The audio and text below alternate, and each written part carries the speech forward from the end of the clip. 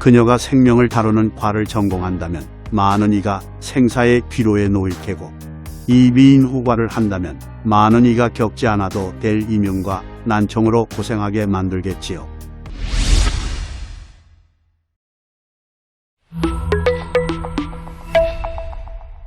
조국 전 장관의 딸 조 씨가 의사 국가고시에 최종 합격했다고 합니다.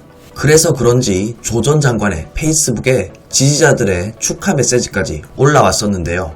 아직도 조국 전 장관을 지지하는 것도 정말 엽기적인 일이지만 저렇게 대놓고 SNS에서까지 드러내는 사람은 도대체 얼마나 정신이 나간 사람인지 황당 그 자체입니다.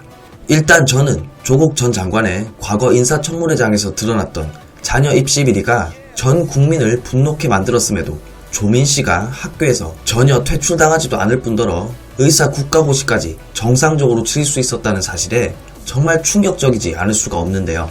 그래서 그런지 조씨의 국가고시 합격 소식에 수많은 의사들 또한 분노를 표하고 있는 것 같습니다. 이렇게 의사 가운을 찢어버리겠다, 의사가 아니라 사신이 온다는 둥, 그 분노가 정말 극에 달한다는 게 느껴집니다.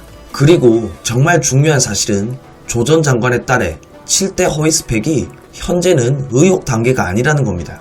지난해 12월 조 전 장관의 아내 정경심 동양대 교수의 입시비리 의혹 관련 혐의가 모두 유죄로 인정되면서 입시비리의 수혜를 본 딸 조씨의 7대 스펙은 허위라는 것이 밝혀진 것입니다. 단국대 의과학연구소 인턴, 공주대 생명과학연구소 인턴, 서울대 인권법센터 인턴, 아쿠아팰리스 호텔 시스밋 인턴, 한국과학기술연구원 인턴, 동양대 총장 표창장 수상, 동양대 어학교육원 보조연구원, 이 7가지 스펙이 전부 허위 경력이라고 검찰이 주장했고 재판부는 모두 이것을 인정한 것입니다. 그래서 사실 이 재판 결과가 나왔을 때 당연히 조씨의 대학과 의전원 입학이 취소될 수도 있다는 얘기도 나온 것인데요. 아시다시피 과거 최순실의 딸 정유라씨는 이대에서 합격 취소되는 것은 물론 과거 부적절한 발언에 대해서 사과까지 했었습니다. 특히나 현재 넷상에서는 사람들이 조씨와 정유라씨를 비교하면서 현 세태를 자조 섞인 목소리로 비판하고 있는데요. 정유라한테 승마 배우기, 조민한테 치료받기, 이 2가지를 비교하는 게시글까지 인터넷 게시판에 올라오고 댓글까지 달리고 있는 지경입니다. 여러분들은 둘 중에 뭐가 나은 것 같습니까? 정유라한테 승마 배우기, 조민한테 치료받기.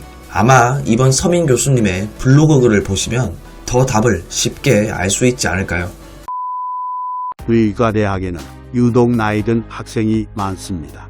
학교 공부가 어려워 그럴 수도 있지만 더 중요한 이유는 뒤늦게 의사의 꿈을 실현하려는 늑답기 학생이 많기 때문입니다.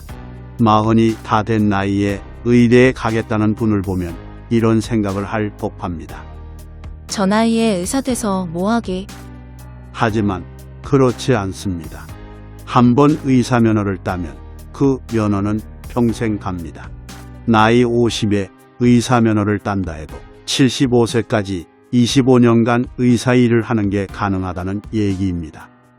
의사 스스로 그만두기 전까지 의사의 앞길을 막는 방법은 거의 없다시피 합니다. 진단을 잘못해 사람을 죽게 만든다 해도 그건 마찬가지입니다. 우리나라에서 가장 사람을 많이 죽인 이는 62명을 총으로 쏴 죽인 경남의령 우승경입니다만 의사 한 명이 마음먹고 오진을 한다면 그 기록점은 가볍게 능가할 수 있습니다. 우리나라는 물론이고 웬만큼 사는 나라들이 의사 정원을 국가가 통제하고 의대 교육이 잘 이루어지는지 감시하는 것은 의사 한 명이 미치는 영향력이 적지 않기 때문입니다. 그런데 우리나라에서 우승경을 능가할 인재가 의료시장에 진입했습니다. 그 이름은 바로 조민입니다. 1.13 인터넷에 회자하는 조민의 학점입니다. 그로 인해 유급을 한 뒤에도 조민은 몇 차례 더 유급위기에 놓이지만 정말 우연하게도 유급생 전원구제와 학칙 개정 같은 은혜로운 일들이 연달아 이뤄오는 바람에 결국 졸업을 하게 됩니다. 어떻게 이런 멍청한 애가 의대에 들어왔는지에 대한 의문은 훗날 풀렸습니다. 조민의 어머니인 정경심의 재판에서 판사는 조민이 부모 백으로 위조한 스펙들 덕에 의전원에 들어갈 수 있었다고 적시했거든요.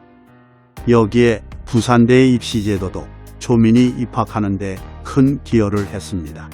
의전원에 진학하려면 미트라는 시험을 쳐야 하는데 초민의 미트 성적은 하위 20%로 정상적으로는 의전원에 갈 수 없었습니다. 하지만 부산대는 희한하게도 미트 성적을 전혀 반영하지 않았고 그래서 다른 의전원에는 여유있게 낙방했던 초민이 의전원 입학의 꿈을 이룬 겁니다.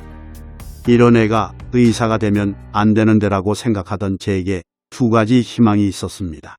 첫 번째는 정경심 재판에서 입시 부정이 인정될 경우 부산대가 입학 취소를 시키지 않을까 였습니다.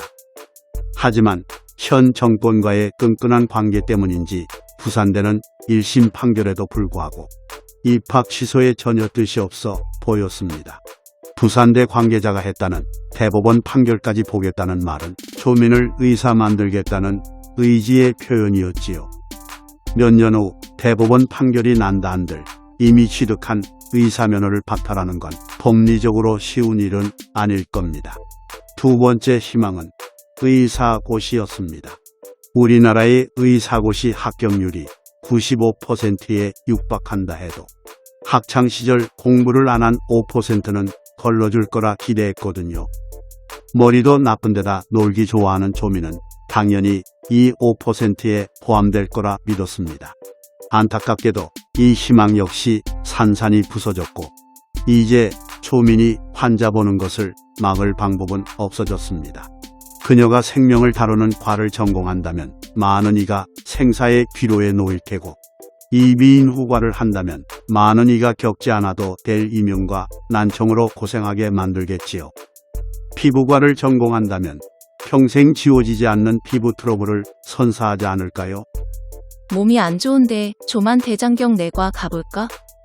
거긴 안 돼. 거기서 사람 여럿 죽은 거 몰라? 얼마 전에도 구급차 와서 환자 싣고 가더라. 그 환자도 결국 죽었다니. 아마 34명째인가 그럴걸.